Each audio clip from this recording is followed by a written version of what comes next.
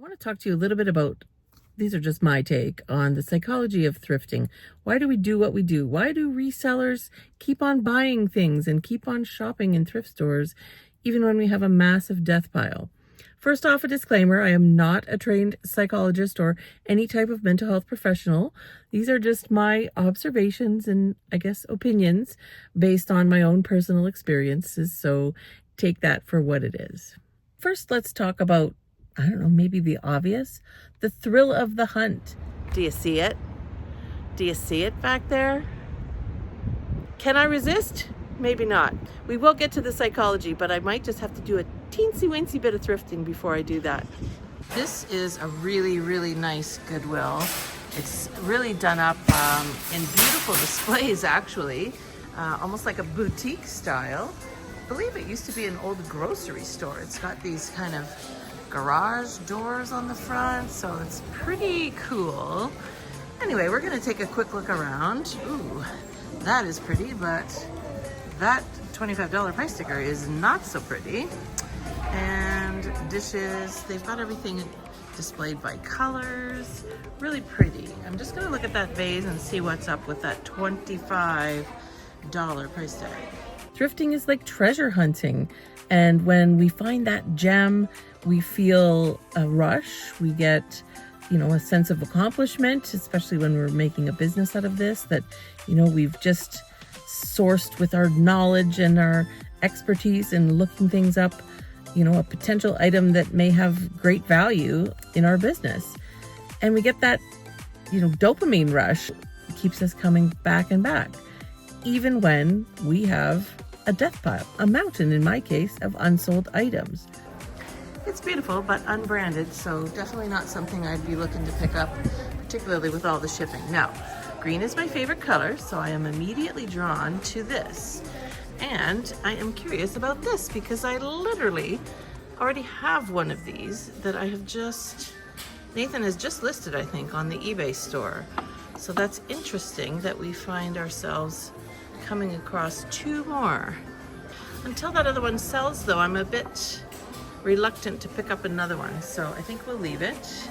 And I was drawn to these. I think they're not like a cabbage leaf bowl, but they are pure one. Beautiful green, made in Italy, as you can see. I looked them up though, and while there's 9 listings that feature that Cerci, if I'm saying that right, that green, none are sold, so pass. Here's the purple, beautiful turquoisey blue, gold, metal, and then we come to my favorite, the handbags. So I'm gonna take a quick peek. That dopamine hit, that rush that you get when you find that really cool, unique item is addictive, obviously. We keep coming back for more. But what's on the other side of that coin is sometimes guilt or shame or negative feelings around the death pile when, we're out shopping and yet we go ahead and we buy more and we just add to that pile. So there's definitely a sort of an inner conflict there, a tension, if you will. And so I think what's really key is understanding both sides of that. And that's how, we can take a step to manage it. Here's a new one. This, I like the studs and leather of this bag. It's Michael Kors. And then I saw the price tag. I don't think so, but this is new. Maybe some of you have this in your Goodwills, but no refunds, unverified authenticity. We're gonna charge $30, but we're not even gonna say it's an authentic Michael Kors. Interesting approach, Goodwill. Looks leather, and I wasn't familiar with this brand name. Purificación Garcia. Never heard of it, but what do you do when you don't know? You look it up on eBay. Nice, details with the hardware and such. It's in pretty good shape. And check out the comps. When we've got 20 listed, 5 sold, it's not the strongest sell-through, but check out these sold comps.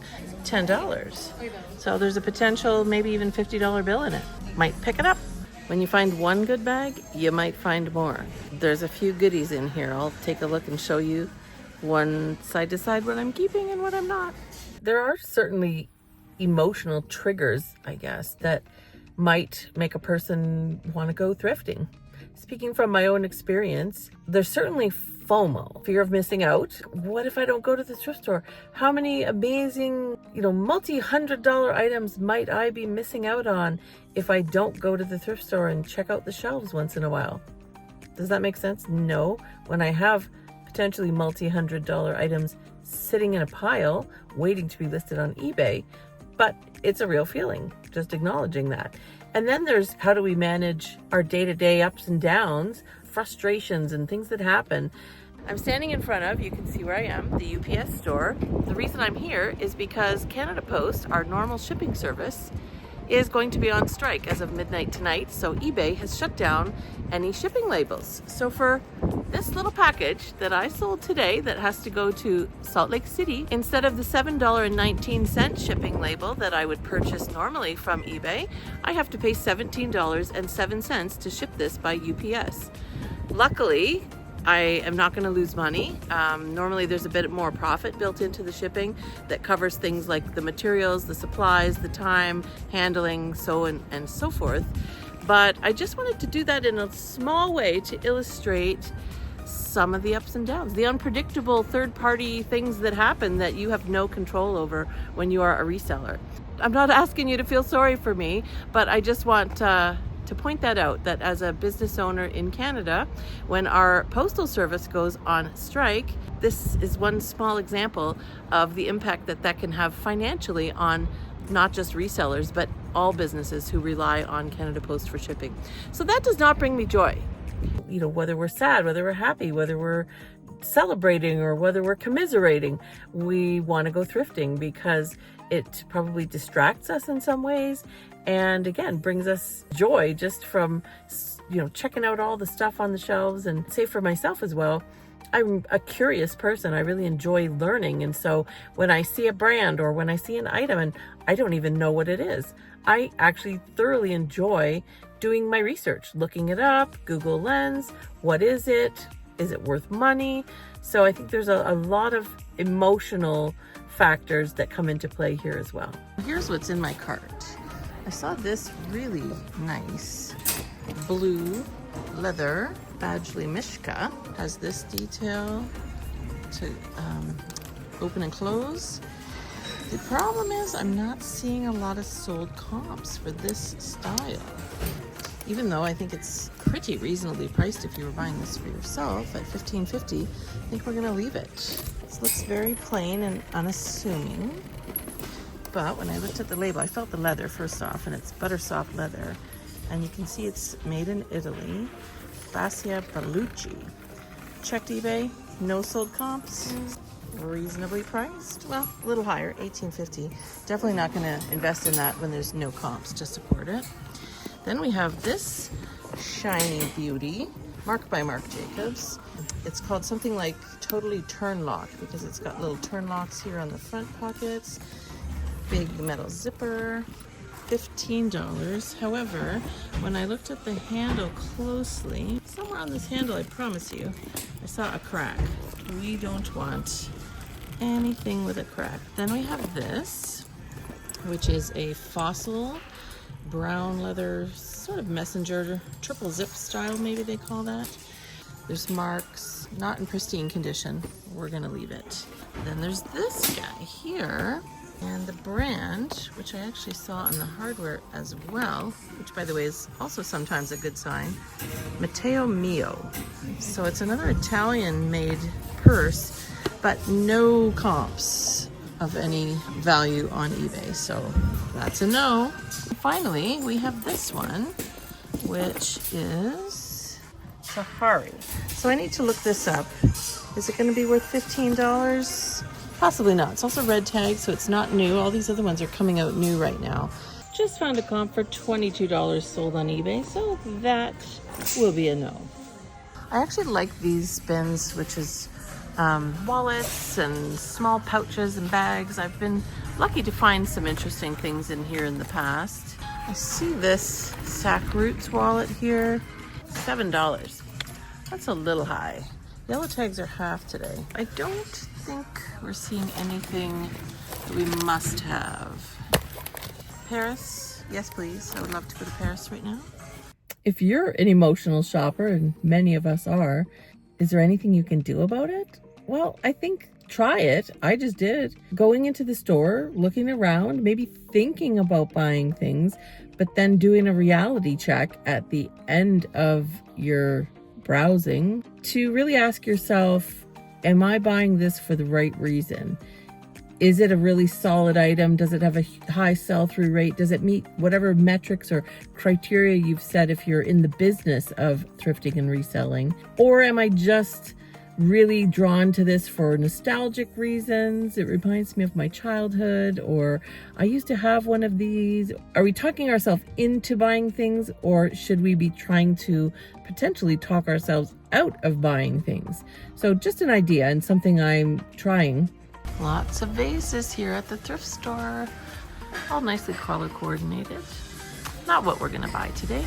I always like to look at these end displays. They have lots of interesting things, all kinds of pewter, silver. What caught my eye, green of course, is this. It's like some combination of wood and probably resin or something, epoxy. I don't know what that is. I really like it, except I'm not so crazy about this, I don't know, shiny, fake looking green on the bottom of the lid and the actual dish. So I think we'll leave it, but I do like it. The other thing I saw was this. These are Libby, and they do sell, and some have sold for a fairly decent price. You can see a set of 5. Don't think I'd want to ship the picture, but in any case, somebody has 4 of them listed for $26. So at $12.50, that does not make sense for us. Travel bags, suitcases, briefcases. I actually found in this exact store, probably right around here, a vintage Cartier leather duffel bag with the original brass key lock and everything. So I'm always scouting out this, looking for something like that. This caught my eye, looked it up, and while I like the look of the pricing on the ones that are listed, there are none sold on eBay, so no thank you. However, this has also caught my eye. It's Bombay, and some of their items do very well. Some decent comps, but not for a buy-in price of $12.50. But check this out, when I was looking at it, ta-da! This actually comes out. How cool is that? All right, mugs. Starbucks, $3.50. These are Country Kids, $19.90. Oof. A little coaster, I guess, or lid. Either way, they're not worth anything too great. Another Starbucks. Forget what these are called, but they've got the names of cities. You Are Here collection. There we have. There's some dog lovers out there who are saying, pick it up, pick it up. Nope, it's only one. I'm gonna leave it. And these, I always get checking because the Anthropology ones I think can do well, but there's a bunch of knockoffs. My favorite, salt and pepper. Let's see if we have any keepers. Nothing in the salt and pepper world today. Look at all the characters we got going on here. A lot of visiting going on this shelf. And same here. Oh, cute. Okay, so what's the deal with this guy? It looks like when I turn him over, he is a coin bank, piggy bank. So what, he's a shark and you're supposed to be afraid to get your money out so you save? I don't know. Well, I went for a nice little shop, a nice little browse around, had a bunch of stuff in my cart, looked up a bunch of comps, thought about buying some things, thought again, and came out empty-handed. Yay me! All right, now let's talk some psychology. I actually did some research on Google University to see what the internet has to say about the psychology of thrifters and resellers and why we still buy things even when we have death piles of unlisted items. The first concept that resonated with me is called the optimism bias. This is when we are overly optimistic about what's going to sell, how much it's going to sell for, how quickly it's going to sell. And so we again, are not necessarily looking at all of the hard facts. And kind of what I said a moment ago, we're sort of talking ourselves into things instead of relying on, solid comps, solid metrics. And so that's a lesson I think any new reseller, and even some of those of us who've been doing it for a while need to keep reminding ourselves is the numbers don't lie. If eBay shows 1,000 of an item listed and only 50 have sold in the last 90 days, and you go ahead and buy that item, you're going to be holding on to it potentially for years. Again, optimism bias is where we are talking ourselves into things and being overly optimistic about either the profit potential or if or how quickly something might even sell. The second concept is called confirmation bias, and I'm guilty of this too. It's where we focus on the successes that we've had. And funny enough, I just released a video called What Sold, and what has sold is great, but it's a little bit of confirmation bias on my part because I'm not talking about what isn't sold. So if one item sells but 9 items don't, what's the real story, right? So this confirmation bias, when it comes to I'm in the thrift store and I keep wanting to buy more, my brain focusing on all of the successful flips that I've had and sort of ignoring all of the items that I have purchased in the past that have not sold yet, and certainly those that aren't even listed for sale. So again, a couple of really interesting concepts, at least they resonated with me, like I say, to help me be more conscious, be more aware of even what my own brain is doing and what my thoughts are doing to influence those buying decisions. How do we start overcoming this bias that might be influencing our decisions in maybe not the smartest way? Well, first, it starts by taking stock, right? Like do an actual inventory. If you don't look closely at the numbers, and I need to do more of it, and don't just focus on what's sold and how much profit you made on those items. While that's fantastic, it is only part of the picture. We need to look at the other side of the business, which is all of the items we have purchased and listed for sale. How long have they been sitting unsold? And what is even the profit potential? Something I listed a year and a half ago for a certain price that may have made sense at that time, that item has potentially changed in terms of what the market's willing to pay and how interested people are even in buying that particular thing. Looking at the real harsh truths and facts in terms of how you're running your business can be very insightful. And knowledge is power when you're in the thrift store, because why would you want to buy something more of something that's already not really working? The second thing we can do is put those metrics in place. Set limits on ourselves, whether it's spending limits, time limits, but also put those basic minimums, I would say, in place. What is the minimum dollar value of profit that we're looking for? Because something might sound fantastic if it's 1,000% profit, but if that's only $2, is it really worth the time and effort and energy that it takes when we could be funneling that into something that could bring $50 or $100 profit? Another smart idea, and essentially I think this describes what I just did, is having call it a cooling off period when you're tempted to buy something, or, when you're in that rush of the moment kind of mentality.